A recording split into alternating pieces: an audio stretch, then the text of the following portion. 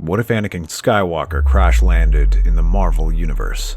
Let's explore the depths of it in the video. In the cold tundra of Siberia, a dig site has been organized as a large group of Hydra agents gather around a crashed starfighter. They keep their weapons trained on the cockpit as they finish their excavating. Scanners hum as they inspect the entire ship, detecting a faint heartbeat. The men are prepared to execute the figure and take the technology for themselves. But a figure marches through the snow and raises a metallic hand. His face is covered while his vibranium arm flickers in the fading sunset. The soldiers all instinctively lower their weapons and listen to him as he receives a private communication from their command. Alive. The Hydra agents all look at one another, uncertain of how to get the man out of the cockpit, but they begin working on him immediately. Eventually, they manage to pry the ship open and pull him out, where the scientists are stunned to see his readings. The man, Anakin Skywalker, has vitals that show him far beyond what a normal human has. It slowly dawns on the scientists just what kind of prize they managed to find. Far more than a simple crash site. They might have just recovered a super soldier. Orders are sent to Winter Soldier to transport him to Sokovia immediately. When Anakin wakes up, he is surprised to find himself in a hospital bed. When he tries to sit up, a hand gently guides him back down to rest. Relax. You're not in any danger. You've got a lot of tension in your muscles for someone so young. Soldier. Yeah. In a matter of speaking. Where am I? Earth. More specifically, Novigrad General Hospital. I brought you here after your ship crashed. I'm sensing quite a story there. I would love to hear it. Anakin looks at him for a moment. The Undersecretary of the Security Council has a kindly, almost grandfatherly look about him. It kind of reminds Anakin of Palpatine and helps put him at ease. But as they talk, Alexander nods. You're worried. I understand. You don't need to tell me anything you don't feel like divulging. However, I am obligated to tell you that you aren't our first alien visitor here, and my government has kinda gotten jumpy on that sort of thing. But I want to help you and ensure you are treated right. Anakin's shoulders relax as he hears this. Afterwards, the two of them continue to talk until Anakin's story comes spilling out. The Jedi had crash landed there due to a hyperspace anomaly. This happened during Loki's capture of the Tesseract and knocked Anakin's ship off course, leading him to crash onto Earth. It was there that Hydra recovered him and brought him here. And when that is done, Anakin finds Alexander staring at him, amusement in his eyes mixed with intrigue. He supposed that was only fair. He was essentially an alien. Well then, I want you to know I mean Earth no harm. I would just like help returning home, and my people will do everything we can to help you. In the meantime, I think it's safe to let you out and explore our planet. I'm sure you are hungry after a long trip. Crossbones is assigned to escort Anakin through the city, both to show him around and to ensure nothing bad happens. The city is both so different and so similar to Tatooine. While the weather is different, and there is thankfully no sand, what there is poverty and hardship.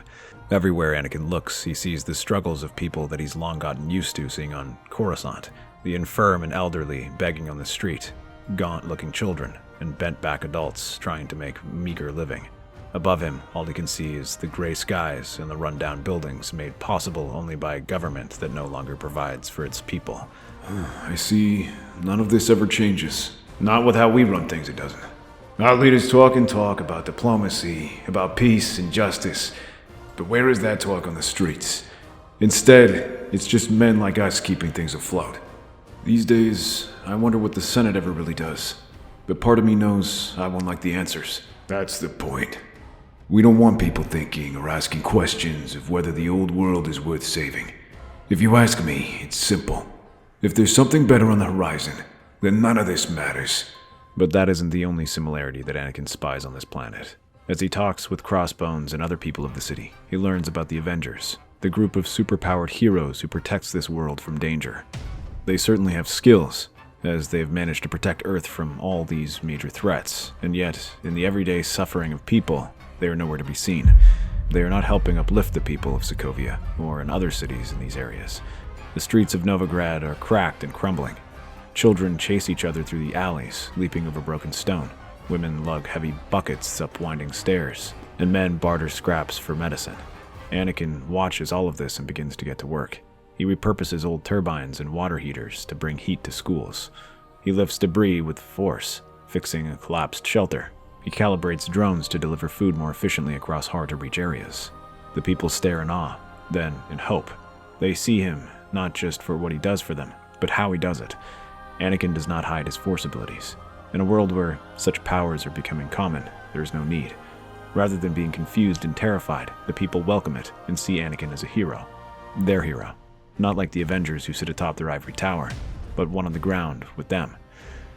This effort allows Sokovia to gain attention, as Anakin's feats bring media attention with the donations and financial support. All things ensured by Alexander Pierce. His agents watch this from their castles and lookout posts. They monitor his progress and see him winning hearts and minds. After weeks of work, the city is starting to look quiet. The streets are cleaner, there are fewer beggars, and the infrastructure begins to flow a lot smoother. Anakin stands by a railing, cloak billowing. Pierce joins him, carrying 2 mugs of hot black tea. They're calling you the Sky Guy now. You're doing good work, Anakin. They need help. No one else is lifting a finger. They live in squalor while men in towers debate sanctions. It didn't take much effort for me to help this place. And yet, with all the power in the world, the Avengers, the Security Council, and S.H.I.E.L.D. can't do a damn thing. It's like what you told me about the Republic. Well, I'm afraid Earth will end up the same way. You know, the funny thing is, I haven't even thought of going home. But this place certainly could use my help. If I stay, you know I'll do everything I can to help you. I'm glad to hear that. There's a group of people who want to change things. It's drastic, I know, but they think the best way to do that is to remake the world order. I've considered that too. Sometimes I want nothing more than to do that as well. But it does seem a bit extreme. There are people in my galaxy who wish to do the same thing too. They would burn the galaxy down and make it anew. I've seen them, and I know they don't care about the people. They just want power. Anakin stiffens slightly. The room falls silent as the 2 men look at each other. Then Anakin chuckles. Sorry for putting a damper on things. It's quite alright. But let's have a toast to a brighter future. The 2 clink their glasses together and chuckle. But as Anakin lifts his mouth to drink, he barely notices the shape moving behind him. Quicksilver and Scarlet Witch appear from behind. They reach out to Anakin and test his mind. He barely has time to blink before Scarlet Witch's magic takes hold. There, she sees all of Anakin's memories, his time serving as a Jedi in the Clone Wars, and his growing disillusionment with the Jedi Order and the Republic. With that pain also comes power. She sees how Anakin has reached the dark side in the past. She sees how it has given him strength and how that might help them. So she reaches for it again and begins to fuel the Jedi. The last is the trait which Pierce wants to heighten. He wants to turn these to his advantage and begin using them to mold Anakin into Hydra's greatest weapon. When the 2 siblings disappear again, Pierce helps Anakin to his feet and smiles. How do you feel, Anakin? Hail Hydra. And with that, they gain their newest asset in the organization. A warrior with the same prowess as the Winter Soldier, but with the reputation to make him popular with the masses. They continue to turn Anakin into a sleeper agent, installing an inhibitor chip in him that can transmit certain commands and hidden controls, letting Pierce and the rest of Hydra keep tabs on him. By day, Anakin continues to help the people of Sokovia and the rest of the downtrodden, but by night, he is another creature, a being fully in the palm of Hydra, and they make use of him. The young Jedi is used to sow chaos in the world, being deployed across the free world and used to further the goals of Project Insight. Anyone deemed a target, whether they be a civilian, a civil servant, or even a government official, is eliminated by him. Anakin's mastery of the Force makes him a legendary assassin, able to slip through even the toughest defenses and take out anyone who gets in his way. Experienced and competent leaders are removed to pave the way for extremists. Regulators are removed to allow businesses and bad faith actors to move uncontested, and people who begin looking into these assassinations are taken out. All of this is intended to sow discord, the kind of discord that will make people long for the iron-fisted control over Hydra.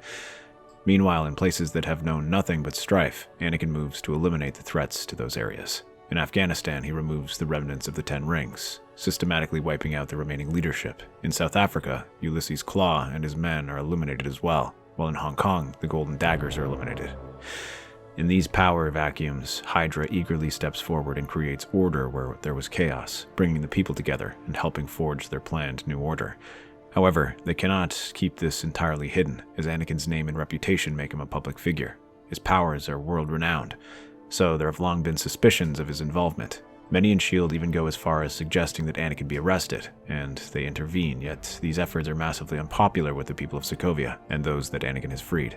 While the developed world sees him as an anarchist and a troublemaker, those who have been neglected by them see him as a hero, one who has brought justice where there was none, stability, security, and peace, all while the men he killed ignore their suffering or actively encourage it. To intervene in these places threatens a massive backlash that S.H.I.E.L.D. cannot afford. Yet they cannot ignore this threat, especially when Black Widow points out something disturbing, similarities to another assassin she encountered, the Winter Soldier. The moon hangs low over a crumbling train as a S.H.I.E.L.D. stealth Quinjet lands silently behind a ridge. Its ramp lowers, revealing Captain America, Black Widow, Iron Man, and Hawkeye. We're in, we're out. We're not here to start a war, just to confirm what we suspect. We have only one target, this mysterious assassin, and to confirm whether or not he is Anakin Skywalker. If he isn't, then no problem. If he is, then no one should know we were ever here. The group moves through the buildings, surprised at how different the place looks in just a few short months. It seems like Sokovia had undergone a complete makeover, with sprawling skyscrapers, clean roads, and rebuilt bridges. But they cannot marvel at the sight for long as they continue to make their way deeper into the town. Iron Man pulls up the satellite data provided by S.H.I.E.L.D., which guides them to a suspected base in a ruined cathedral. Inside, it's bombed out. A dim blue light pulses from an old transmitter. Suddenly, the shadows twist. A burst of air pressure slams into them, and Anakin Skywalker lands in the center of the aisle. Cloaked in black, hood raised, his lightsaber ignites with a low, menacing hum. You shouldn't have come here. Okay, yeah. That's a glowing sword. Didn't miss that. We're not here to fight, just to talk. You are here to destroy what we've built, because we refuse to submit to your authority. You came here to kill me. Should we take that as a confession? I don't care what you take it as. You are not welcome here. He raises his hand, and a pulse of force energy blasts Hawkeye into a column. Iron Man takes to the air, narrowly dodging a flying bench. Captain America throws his shield and forces him to slide out of the way. This leaves him open to gunfire from Black Widow. Yet, somehow the Jedi manages to avoid each of these strikes. He ducks and slides from these attacks, and those bullets that get too close are parried by him. Some of the bullets melt when they come into contact with his lightsaber, but Anakin redirects them back towards Black Widow. Her eyes widen, but Captain America rushes in front of her and blocks his attack with his shield. Behind him, Hawkeye takes aim and fires an arrow. Anakin tries to sidestep it, but an explosion sends him stumbling back. Anakin groans, and Iron Man leaps in, smashing his fist into him. This sends him stumbling back as the four Avengers fan out and surround him. Anakin takes a deep breath and then goes on the attack again. His weapon flashes in a blinding arc of white. His weapon whirls around and tries to take him. The four of them scatter and avoid his strikes. He is blindingly fast, and yet none of his strikes land as the four scatter and then swarm him. Against four Avengers, even Anakin can't last and finds himself being overwhelmed by their attacks. Suddenly, a shadow moves in the upper level. A second figure descends with a metallic thud. The Winter Soldier, expressionless, opens fire on them. He stands back with Anakin and offers suppressive fire. Captain America shields Hawkeye, who fires from his shield while Iron Man protects Black Widow. Bucky? Yet there is no answer save for a grenade being rolled forward. Captain America quickly pushes his shield on top of it. As it explodes, it sends him sprawling as the Winter Soldier engages him and Hawkeye in hand-to-hand. Meanwhile, Anakin rushes at Black Widow and Iron Man. His lightsaber manages to even damage Tony's suit, but a repulsor blast sends him skidding back. Meanwhile, Captain America kicks his shield back into his hand just as Winter Soldier's mechanical fist slams into him. He takes the blow and pushes back, knocking the soldier aside and then hesitating. I know this isn't you. He looks to Bucky, whose hand shakes as he raises a pistol, only for it to falter, trembling. Anakin hesitates. His saber lowers an inch, his head twitches, and then the command codes come into effect. Bucky screams and squeezes the trigger on instinct. It nearly takes Captain America, but Hawkeye shoves him back and fires an arrow. Anakin activates his communicator, and soon the sound of sirens can be heard. The mission is compromised. We need to get out of here. He grabs onto Black Widow as the two of them take off, disappearing into the sky. Captain America breaks off and shields Hawkeye from the battle, rushing through the chaos and following after. Anakin prepares to follow, but receives another set of orders. No, let them go. The damage has already been done. The attack fails and becomes highly publicized in the news. Sokovia wastes no time in taking full advantage of the situation. They point out the obvious issues of a S.H.I.E.L.D. task force illegally entering another country and trying to assassinate its people without evidence or reason. The rest of the world is equally shocked, with many of the countries allied to Hydra and other countries simply stunned by the development. rushing to Sokovia's defense. They point out S.H.I.E.L.'s lack of evidence and jurisdiction in this war. In many ways, they had done exactly what they accused Anakin of. Across the world, protests spring up, condemning the Avengers. At first, it is just in other countries. But even within the United States, protests spring up that challenge their legitimacy. Many go as far as to call for their arrest. Meanwhile, Sokovia gains support from its allies, who send men and weapons in solidarity with it. All of this allows them to continue on with their plan, as now S.H.I.E.L.D. continues on with Project Insight, going full steam ahead. While Pierce had initially intended for it to be used to eliminate his enemies, Anakin's arrival offers a new opportunity. He can now use the weapons to destroy S.H.I.E.L.D.'s reputation in the known world. With the growing chaos caused by their attack on Sokovia, many influential figures have revealed themselves in their ensuing protests and investigation. Those who can be convinced to join Hydra will be spared, while those who can't will be eliminated. Anakin's job in all of this is to lead a strike team that will capture 3 helicarriers and keep them protected at all costs. While their Hydra agents are already in place across S.H.I.E.L.D., Anakin, Quicksilver, and Scarlet Witch will secretly be deployed to keep them safe. Soon enough, the team arrives at the launch site. Quicksilver grabs their hands and guides them to the helicarrier as the ships are prepared to launch. And yet, just as things are about to happen, they hear the computer screens begin to display a message. S.H.I.E.L.D. is not what we thought it was. It's been taken over by Hydra. Alexander Pierce is their leader. The Strike and Insight crew are Hydra as well. I don't know how many more. I know they're in the building. They could be standing right next to you. They almost have what they want. Absolute control. They shot Nick Fury. And it won't end there. If you launch those helicarriers today, Hydra will be able to kill anyone that stands in their way. Unless we stop them. I know I'm asking a lot. But the price of freedom is high. It always has been. And it's a price I'm willing to pay. Soon enough, the sounds of fighting breaks out all across the facility as S.H.I.E.L.D. and Hydra agents begin to fire upon each other. Some are coordinated, others are chaotic, as they have no idea whose side they are on. Anakin immediately grips his lightsaber and looks around as his 2 companions. Both of them seem fairly certain, but Anakin feels his mind is clouded. He thinks of what all this means, what launching these helicarriers will entail.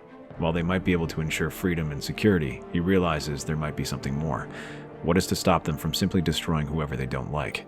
Those ideas give him a pause, but his teammates glance at him, and then another set of commands runs through his inhibitor chip just as the windows shatter and the Avengers step inside.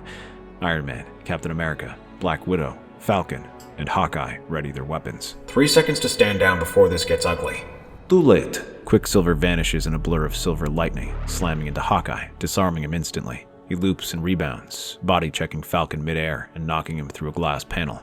Iron Man tries to take aim, but is lifted up by the Force and slammed into a wall. Anakin would have done worse, but he's drop-kicked by Black Widow, who fires a stun dart. Electricity courses through the Jedi, but he rips it out and swings at her, forcing her to roll out of the way. Captain America lunges at Anakin, shield colliding with lightsaber, sending out a pulse of kinetic force that cracks the marble beneath them. He hurls it towards him again, but Scarlet Witch catches it and redirects the shield towards Iron Man with her telekinesis. It slams Iron Man into the ceiling beam. Black Widow rolls underneath it and fires electro discs at Scarlet Witch, but Quicksilver catches them in midair and tosses them aside. Falcon dives low and slams into him, sending both sprawling. He opens fire alongside Hawkeye, sending explosives ripping through the ground. Anakin dances through these attacks and uses the Force to guide Scarlet Witch aside. Anakin moves like a storm, saber flashing white gold arcs, footwork tight and brutal. Cap ducks, parries, and rolls, using the shield to intercept the strikes, but each impact knocks him back inches. Hawkeye tries to join them, firing explosive arrows at a distance, but Anakin absorbs them with the Force.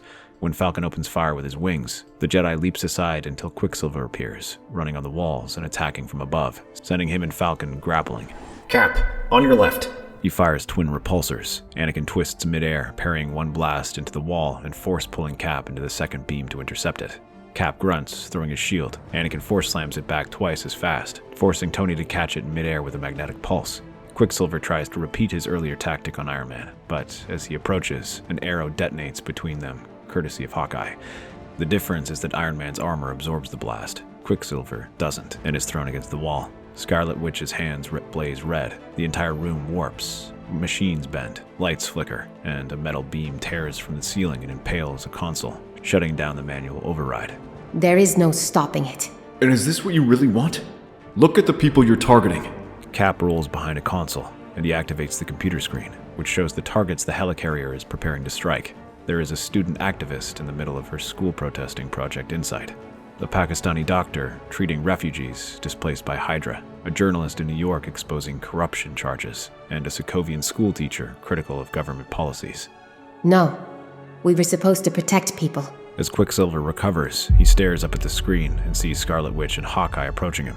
He raises his hand up to surrender. Traitors! He taps a button on his comlink. The far wall explodes inward as the Winter Soldier arrives, face emotionless, gun blazing, targeting Cap and Iron Man. Bucky, don't do this! Anakin's chip pulses again. He groans, clutching his head. His eyes flicker yellow for a moment, then white again. He then throws his lightsaber at Iron Man, grazing his side as he leaps at him and begins to pummel him, using the Force to rip apart the plates of armor. When the others approach, firing guns and arrows, he uses the Force to redirect them and then throws them back. Then, his hands go rigid as Scarlet Witch holds him in place. Let me help you. You, I can at least save. She lifts her hands, and magics flow into his mind. She begins to unravel the charm that she had placed on his mind, the one that made him more agreeable to Hydra, and which molded him into an assassin. But this cannot stop the inhibitor chip in his brain. Here, Iron Man helps and grabs him from behind, where he fires it with a precise electrical pulse. Anakin slumps over and sighs. How are you feeling? Like I have the worst hangover. Unfortunately, there is no time to rest, as the rest of the Avengers are still battling the Winter Soldier. His gun keeps them at bay, while his metal arm makes it dangerous to get in close. The only one who succeeds is Quicksilver, who slams into him and pushes him to the ground. There, the rest of the team wrestles him to the floor and lets the others work.